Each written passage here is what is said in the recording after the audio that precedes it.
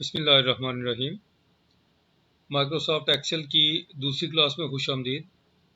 पहले लेसन में हमने एक्सेल की विंडो का इंट्रोडक्शन हासिल किया कि इसमें टाइटल बार है। थोड़ा सा रिकैप कर दूं। इसमें क्विक एक्सेस बार है, बैक स्टेज है इसमें, फिर ये रिबन और स्टेटस बार, जूमिंग और पेज व्यू। तो हम देख रहे थे बैक स्टेज। बैक स्टेज में ये 3 हिस्सों में तकसीम हो गया। इसमें डॉक्यूमेंट की प्रॉपर्टीज़ आ रही हैं। मैंने लास्ट टाइम फाइल को सेव किया था जहाँ पे बात ख़त्म हुई। तो उसके बाद है save as, open, close, info, recent, new, ये सारी चीज़ें। और बेहतर यह है कि जब जिसकी बारी आएगी हम उसके ऊपर बात करेंगे। इस वक्त हमारे लिए इतना काफ़ी था कि ये बैक स्टेज है और इसमें हम अपने फाइल को सेव कर सकते हैं।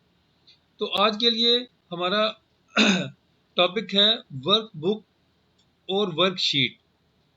जो भी हम फाइल ओपन करते हैं, जैसे ये लेसन 1 या पहले ये बुक 2 थी, एक्सेल की टर्मिनोलॉजी में इसको हम एक वर्क बुक कहते हैं। वर्क बुक की मिसाल को आप अपने स्कूल का बैग समझें कि जिस तरह 5वीं क्लास, 6ठी, 7वीं, 8वीं क्लास का स्टूडेंट है तो हर एक के पास अपना अपना बैग है। फिर बैग के अंदर क्या है? उसमें बुक्स हैं, science, mathematics, geography, social studies, Islamic studies etcetera. तो वो जो डिफरेंट बुक्स हैं वो इस वर्कबुक के अंदर, वर्कबुक हमारे बैग की तरह हो गई और इसके अंदर फिर ये शीट्स हैं, शीट 1, शीट 2, शीट 3। और इनको हम नई शीट से ऐड भी कर सकते हैं, इनका नाम भी चेंज कर सकते हैं। और जो काम हम एक शीट में कर सकते हैं एग्जैक्टली वही काम दूसरी शीट में कर सकते हैं। ये सिर्फ अपने काम को सेपरेट रखने के लिए है, एक जैसी चीज़ों को एक जगह पे। जैसे वर्कबुक है, फॉर एग्जांपल मैं वर्कबुक बना रहा हूँ स्कूल के लिए, स्कूल का कुछ मैंने रिकॉर्ड करना है, तो मैं इसको, ये ऑलरेडी सेव है लेसन 1 के नाम से। मैं क्या करूँगा, मैं इसका नाम रख रहा हूँ। अब इसको सेव तो ये ऑलरेडी थी, अब मैं इसको नए नाम से सेव करना चाहता हूँ, तो यहाँ से मैं यूज़ करूँगा सेव एज।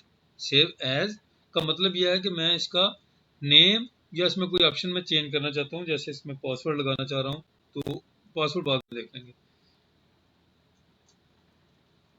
लेसन 1, बुक का नाम मैंने रख दिया स्कूल।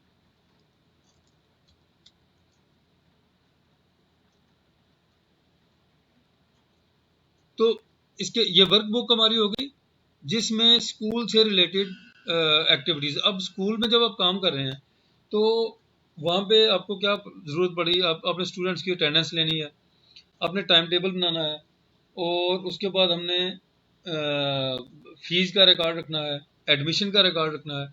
डिफरेंट चीज़ों को डिफरेंट जगह पे रिकॉर्ड करने के लिए, ताकि हम फौरी तौर पे उस एरिया में पहुंच जाएं जो हमें चाहिए। जैसे अब कभी स्कूल क्लर्क के ऑफिस में जाएं तो हर काम के लिए उसने डिफरेंट रजिस्टर रखे होते हैं।